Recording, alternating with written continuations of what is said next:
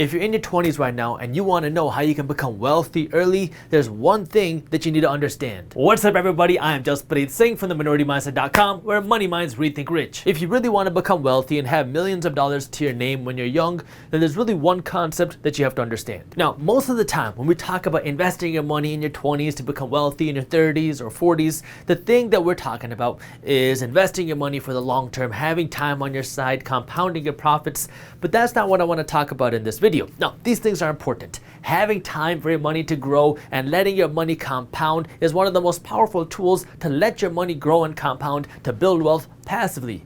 But if you want to build wealth sooner and not just wait for your money to compound and grow, there's something different that you have to understand. When I was in college, I understood that eventually I wasn't going to be in college anymore. And when I wasn't in college, I was going to hit this real world thing where now I would have pressure on me to make money. Because when you're in college, you don't really have the same pressure of making money and supporting yourself and a family because you're in college. But once you're done with college, now all eyes are on you. You got to get a job, you got to start paying your bills, and you have to be able to support yourself financially.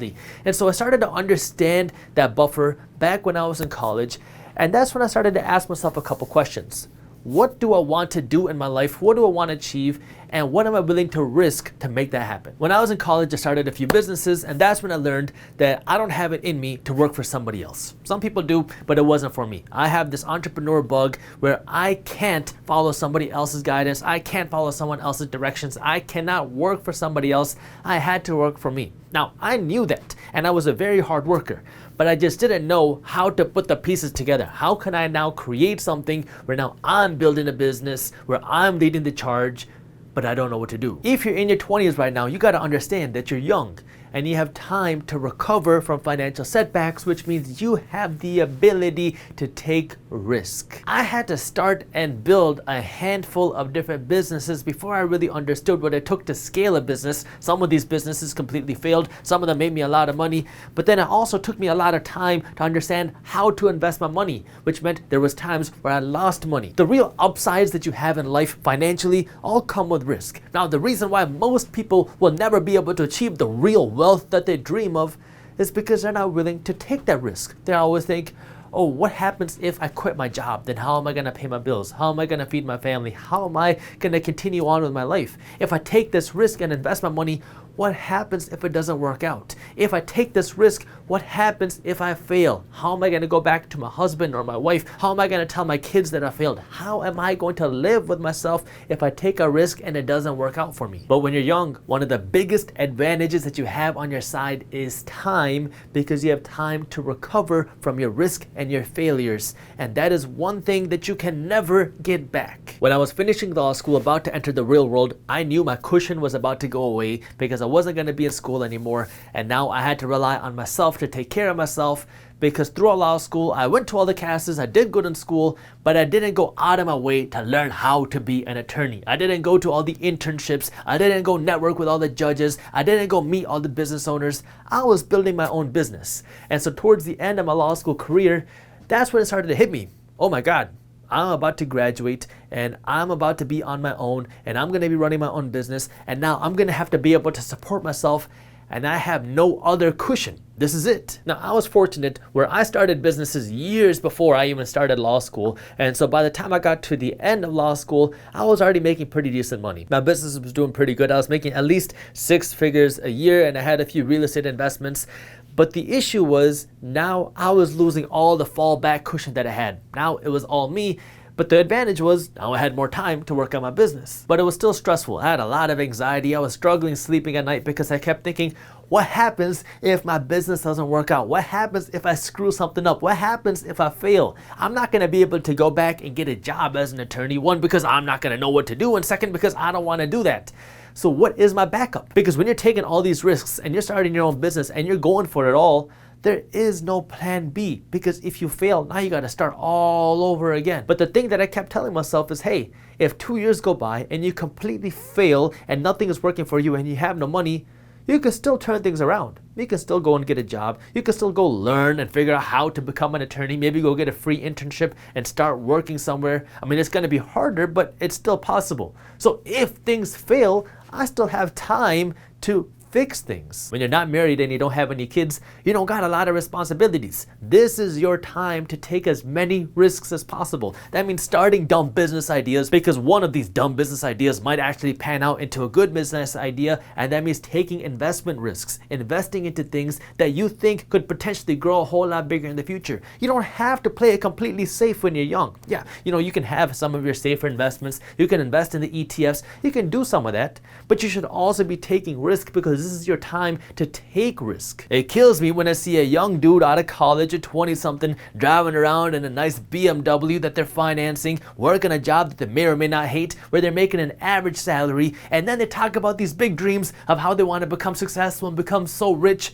But the reality is your actions have to match your goals, because right now you are throwing your money away on these liabilities that are not doing anything for you. This is the time that you have to take risks. Get rid of all these liabilities. Get rid of the fancy car, get rid of the brand name stuff for a little while, and invest this money in you. If you have a business idea, go for it. If you want to make an investment, go for it. This is your time to do something. Look, I don't say any of this to brag. I'm saying this to get a point across, because you're not going to get any younger and your responsibilities are only going to grow as you get older. So this is the time to take risks. The first time I made 6 figures, I was in school and I was driving around in a beat up car probably worth $500. The first time my business made $1 million in a year, I was still in my 20s and I was still driving that beat up car worth $500, because I wanted to invest everything I had back into myself, because this was my time to really build, grow, and take risks. It's tough because when you're in your 20s, you want to flex and you want to enjoy your youth, right? You want to go to the club, you want to drive the nice car, you want to go to the parties, and you want to go on the nice vacations, show off all your friends, show your cool life off on Instagram.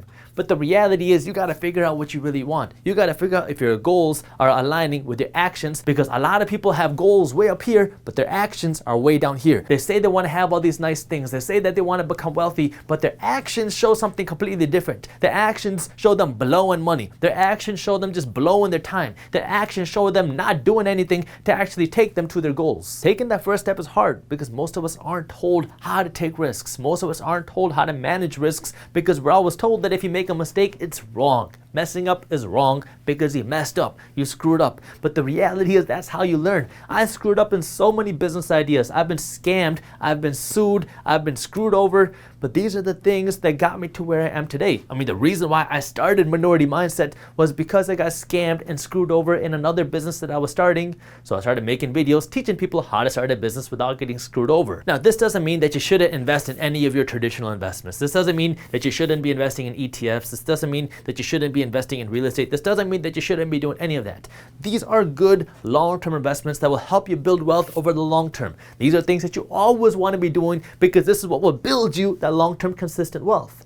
But if you want to get there faster and you want to have more money going into your investments, your passive investments, you need to have more income coming in. And if you really want to have more income coming in, you need to do something that will allow you to have more income, which means you're going to have to take more risk. And the best time to take that risk is now, especially when you're young, because life is just going to get busier, you're going to get more responsibilities, you're going to have more financial commitments, and it's going to get harder for you to do that. Doesn't mean it's impossible, but it will never get easier. Which means if you want to do something, this is the best time to do it. Take that risk today. The best decision I ever made was not listening to anybody else's advice, because everybody told me I was dumb. Everybody told me that I should have become a doctor, and when I didn't become a doctor, that I was dumb.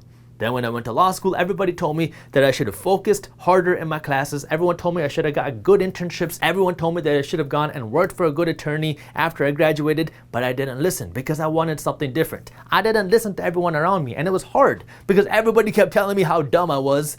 But I knew I wanted something different. I wanted something that most people could not understand. I wanted something that the majority of people could not see. And that requires you to not go out and take a risk, because now you're going against the whole world. Nobody understands what you're doing. Nobody understands why you're doing it, and nobody can see the vision that you have. Nobody can see the dreams and goals that you have. But if you want to achieve these dreams, goals, you want to have that financial success, you got to be willing to go out and do something. And most people are not going to understand it. So now you got to be the person to not only go and take the risk, but now you also have to take that criticism from everybody else around you. But that's what's going to help you build that tough skin. That way you can achieve whatever it is that you want. That means you have to be willing to take a risk. If you have a business idea, this is the time to go after it. If you see an investment opportunity and you believe in it, go after it. So what if you lose money? Money will come back, but your time will not. And so you have to be willing to take risks. Now, this doesn't mean do stupid things. Do things that are calculated. Do things that you actually believe in. Do things that have potential for opportunities. And that also means learn. Learn from people that are doing whatever it is that you want to do. You know, back when I was starting my first businesses, YouTube wasn't very popular, especially for people that were entrepreneurs or looking to get financial education. You didn't have this type of stuff on YouTube. So I was reading books. I hated reading when I was growing up. English was my second language. I never read a book until I found a money management book. The first book I ever read was Rich Dad Poor Dad by Robert Kiyosaki. After I read that, I read book after book after book talking about investing your money, money management, building a business, marketing, because these were things that I had never been exposed to before. I went through years of school, but nothing that I went to school for taught me how to actually make money, or how to manage my money, or how to grow my money. These were things I had to learn on my own, not just through books, but by doing it myself. That's why I'm so passionate about the minority mindset, because I was doing everything right. I had checked all the boxes. I was busting my butt trying to do everything so I could become successful. But I didn't realize that if I really wanted to become financially successful, there was a different type of education that I needed. If you want to know how to invest your money into ETFs and real estate, that way you have this consistent income coming in when you get older, that's fine. But we have other videos on our YouTube channel talking about that, which is why if you haven't subscribed yet, make sure you do that. But what I'm talking about today is if you really want to become wealthy and you want to do it sooner, you need to invest in yourself. And the earlier you do that, the better, because now you have time on your side. You have time to make mistakes. You have time to recover from your mistakes, and you have time to go out and actually take action on whatever it is you're doing. Time is going to pass no matter what, whether you do something or whether you don't do anything. Time is going to keep going on. A year from today, you are going to be a year older no matter what. But now the question that you have to ask yourself is, where do you want to be a year from now? Do you want to be in the same position you are today, or do you want to be somewhere else? If you want to be somewhere else, then you have to take action. It takes time. It's hard. You're not going to know everything, and you're going to make mistakes, but that's the only way that you're going to learn. And if you're not willing to take those risks, then you're not going to go anywhere. Because the more you wait, the more responsibilities that are going to come your way, the less opportunity you're going to have to take those risks, and the harder it's going to be for you to break away from the system, because now you're going to get trapped in the cycle. You have to go to work. You have to invest in your 401k. You have to pay for your kids' college fund. You have to pay for your spouse's vacation. And as you do that now, you get scared. You get scared of leaving your job. You're scared what happens if you take that risk and things don't work out. You're scared that, hey, what if it takes me 2 years before I start making decent money? What if I can't go and get another job? What if the economy fails when I'm starting this business? What if the sky falls? Or what if you don't get enough sleep to go to work the next day? But if you don't have all those responsibilities around you, it's a lot easier for you to go out and take those risks, which is why if you're younger, it's a lot easier for you to go out and do it. Now, if you're older, that doesn't mean it's impossible. It's going to mean it's a little bit harder, but it is possible if you're willing to put in the work. Remember, you got to have what your goals are, and you need to make sure that your actions are aligning with your goals. If you like what you saw so far, then you're going to love this. If your goal is to start a business and you want to make $1 million a year, that means you divide that by 365, you have to make $2,739 a day in revenue to build a business that's making you $1 million a year. If your business doesn't operate on weekends and holidays and you're only working Monday through Friday, well then now you got to take this $1 million and you got to divide it by 261, because now we got to take out weekends and holidays, which means you have to make $3,831 a day if you want to make $1 million a year in your business. If you want to make $100,000 a year, just remove 1 0. If you want to make $100,000 a year here, you got to make $273 a day. If you want to make $100,000 here, that means you have to make $383 a day. The question now is, how do you start from $0 and take that to $273 a day or $383 a day? What do you do? Where do you start? If you want to start a business and you don't have a business idea and you don't have access to capital, you can't go and raise money somewhere, the first thing you got to do is you got to get some cash quickly. And the easiest way to do that if you don't have a lot of money to start is by using your services. Go out and start detailing people's cars. Go out and start mowing people's lawns. Go out and start helping people with stuff. This is an easy way for you to go out and start generating some cash. That way you have some cash to invest in your business, even if that means being able to now afford building a website or registering your business or filing whatever licenses you need. If you don't know where to start, just take a look around you in your home. Start by selling some of your clothes or some of your old furniture or some of your old electronics. Everyone has stuff in their homes, and it's an easy way for you to generate at least a few $1,000s because you have this extra stuff sitting in your home that you're not using. Just take it and sell it. Now you got some extra cash. Once you do that, then you got to figure out what kind of business you actually want to start. And this isn't always the easiest thing to do because people make it kind of seem like you're just gonna be able to find your passion and know what you want. But it took me a lot of different business tries to figure out what I liked and what my passion really was, because my passion changed so many times and what I thought was cool changed so many times. But this is where you have to learn to be resourceful, because so many people make it seem like if you want to start a business and if you want to build a big business, you need a whole bunch of money to start. That you cannot start a successful business unless you have resources and unless you have a whole bunch of cash in your pocket. But that's just not true if you have the ability to think and be creative and be resourceful. When I was in high school, I would spend my weekends working at Indian weddings, and I would work with DJs, and I would play an instrument called the dhol, which is a native Indian Punjabi drum. And so I would play this drum at weddings, and I would make a little bit of money, but I got to know a lot of the DJs. And one of the DJs in the industry said, "Hey, you know a lot of people, you're in high school, how about you and I work together to start hosting teen parties at a local restaurant?" There was a new restaurant that popped up in our city, and this restaurant was looking for some exposure and they were looking for some brand awareness, and so they were willing to work with us to allow us to host parties there in exchange for us promoting the restaurant. And us promoting the restaurant doesn't cost us any money, so I figured, hey, let's do it. Now we had a venue to host the party, which was the restaurant. We had a DJ to provide the music, and then we had me, the promoter. I didn't have any extra cash to throw into this business idea, and my parents were not about to give their son some money to throw into this dumb business idea when I should be studying, and so we had to get creative. The way that we would make money is that we would charge people cover or a fee to get into the venue, but we did have costs before the party started. Like we needed to pay for security, we had to pay some money to marketing to create some flyers, and so the DJ agreed that he would front the money to do these things, which was maybe a few $100, and then the money that we make from charging cover would first pay off these expenses, and then whatever money is left after that, we would split 50-50. The DJ would take half and I would take half. My first party when I was in high school ended up being huge. So many people ended up showing up because they were curious about what was going on, but we were not ready for that, and so it was just me and the DJ working, and the DJ had to work at the DJ booth, and I was the one trying to collect cover and run everything else. And so because I was running around, a lot of people got into the venue without even paying to get in. By the time we got to the end of the night, everybody had a great time, and now we had some cash to count, and now we're counting the cash, we paid off the expenses, and then we finished counting out all the expenses, and then we were left with a whole $4. $2 for the DJ, $2 for me. We had spent weeks planning the event, preparing for the event, and getting everything ready, and now to reward ourselves, we had a whole $2 each. But this was the start of something a whole lot bigger for me, because when I got to college, I saw that everybody around me in college was partying. But I didn't drink, I wasn't into partying, I just liked the hosting side of it because I liked the business side of it. You know where this is going now, right? So now I'm in college, I see everybody partying, but I don't want to spend my time partying, so I'm a freshman in college, and the first thing I do is I start knocking on the doors of all the clubs and venues on my college campus, and I ask them, hey, what can I do to host a party at your venue? The first club I go to says, no problem, just pay us $10,000 and you can have the venue and host your party and do whatever you want.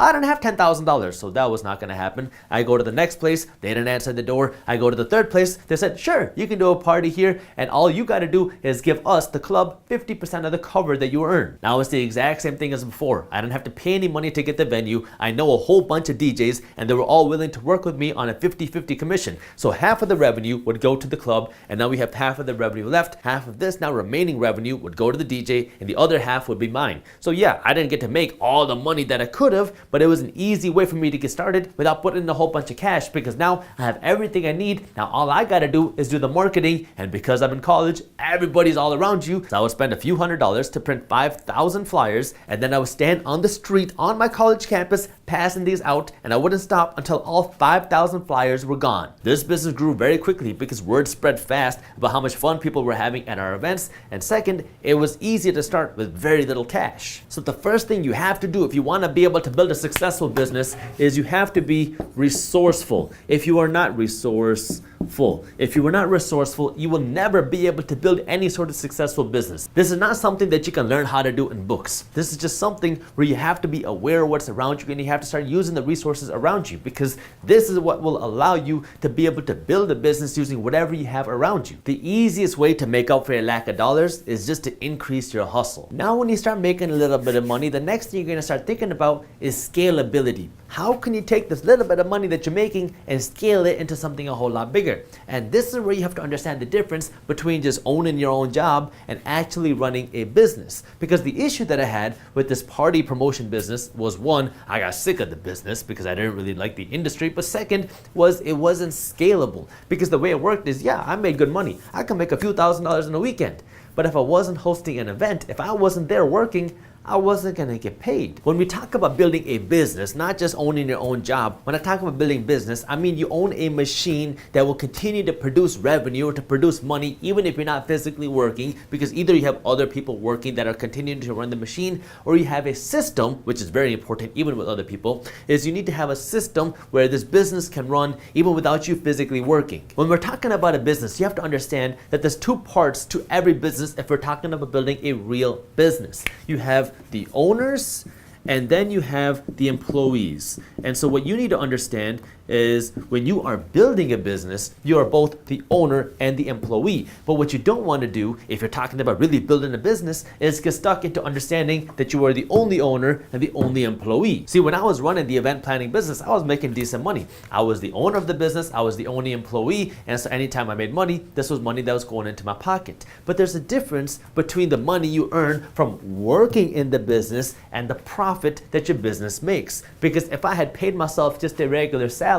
then now if I cut myself out, if I hired somebody else to take my position working in the business, then there wouldn't be really any profit left, because now all the money is going to pay the salary, and the owner, who in this case was also me, but if the owner was someone else, then the owner would be left with nothing. Let's think about it this way. I create a guacamole business that is now doing $1 million a year in revenue. I started the business myself. I created this guacamole recipe. I started selling it in stores, and now stores around the country are carrying it, and I'm doing $1 million a year in revenue.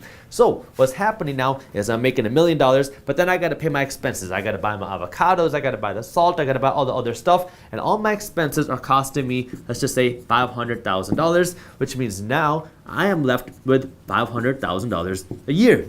But all this $500,000 is a profit because now I have to pay myself, and for the purposes of this example, I'm going to assume that there are no other employees in this business. So let's assume that I'm the only employee, I'm the only owner. And so now if we talk about the profit, which is the difference between what the owner gets and what the employee gets, I have to pay myself as an employee of the business, as a CEO or whatever. I have to pay myself a salary. So for the sake of this example, let's assume that a person in this position, if I had to hire somebody else to take my role in this job, I'd have to pay them $200,000 a year. So now this is $200,000 for salary, which means the business is making $300,000 of profit because I had to pay somebody, in this case it's me, $200,000 to run the business. This is the difference between running a business and just owning your own job. Because if you're running a business, now what you can do is you can find somebody else to take this job and you can own the business. You don't have that ability to do that if you are just running and owning your own job. So when we're talking about being able to scale a business,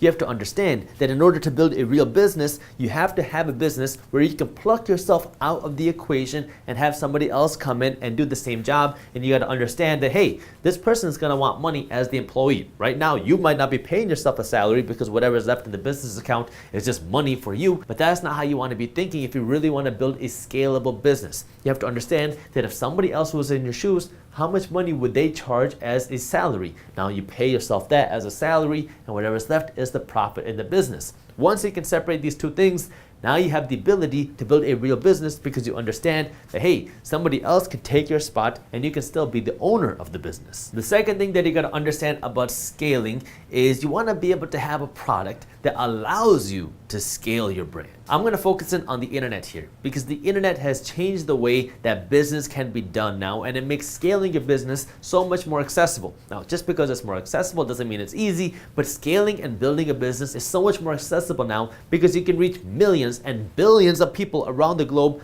thanks to the internet. Every single business in the world needs only two things in order to be able to survive. And I don't care what type of business you're talking about. If you want to build a successful business, whether it's making $100,000 a year or $10 million a year, you have to have these two things if you want to be able to survive, grow, or thrive. You got to have a product and you got to have customers. If you have a product that customers are buying, now you have a successful business. But if you have a good product that no one's buying, well, now you don't have a business. And likewise, if you have customers who want your product, but you have nothing to sell to them, well, now you're not making any money and you cannot build a business doing that. This is at its core what building a business comes down to. You need a product to sell to customers and you need customers that want to buy your product. This is something that you have to figure out. What is this product that you want to create? What is something that you can create value in that people would want? Once you create this product, now it's a matter of finding customers. And now thanks to the internet, the most accessible way for you to find customers is to open up an Instagram page. It's to start a TikTok channel. It's for you to start a YouTube channel. It's for you to start a Facebook page. Something where now you're putting out content where you can educate people about your product. So now potential customers can see your product, and if they like it,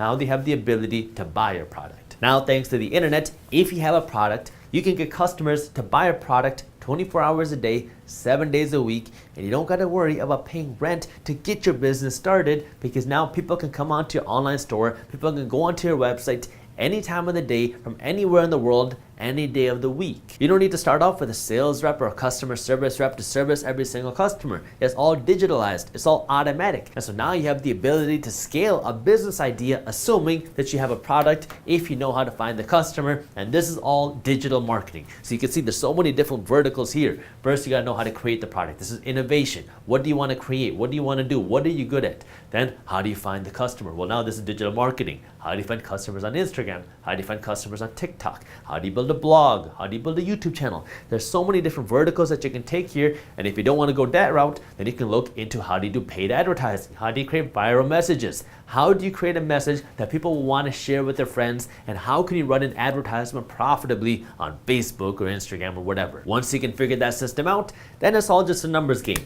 If you can make $27 of profit for every product that you sell, and you sell 10 of these products a day, well, now you will be able to create a business that's generating $100,000 a year in revenue just by selling 10 of these products a day. If you want to take it up to $1 million a year, well, then you're going to need 100 sales a day, and that's going to take you up to 1 million. But now it's just a numbers game. How do you take it to 10 products a day? Once you can figure that out, now you come up with new marketing ideas. Now you come up with new product ideas. How can you scale it to $1 million a day, right? It's all baby steps. First thing you got to do is you got to learn to sell one product a day. Once you can sell one product a day, you can scale this up to sell 10 products a day. To go from 10 to 100, now you might want to create a second product. That way you can make more money per product, per sale, because now people might be buying 2 products every time they buy something. And now you might be coming up with new marketing messages, new creative ideas to access more people and to get more eyeballs on your product. If you want to be an entrepreneur and you want to start a side business or you want to start your own business, don't let someone tell you that you don't have the ability to do it because you don't have the cash or the experience. All you need to do is you got to first be resourceful. You got to know what you want, and then you got to put in the puzzle pieces to make it happen. It is not easy. It's not going to happen overnight. Starting a business is a lot of work, and it's not for the vast majority of people. But if it's for you, you got to go out and make it happen. Find the way to put the pieces together, and then you'll be able to create your own success through that. Thank you for watching. If you enjoyed this video, here's a video on things you should not do when you get paid that I think you love. And while you're at it, download our free guide on how to start generating passive income. And as always, keep hustling. If you come in and you buy the stock right here, let's assume you buy it for $100 a share, and then it goes up to here at $200 a share, and you don't sell it, it might look like you made $100, but you don't actually make any money until you sell your stock.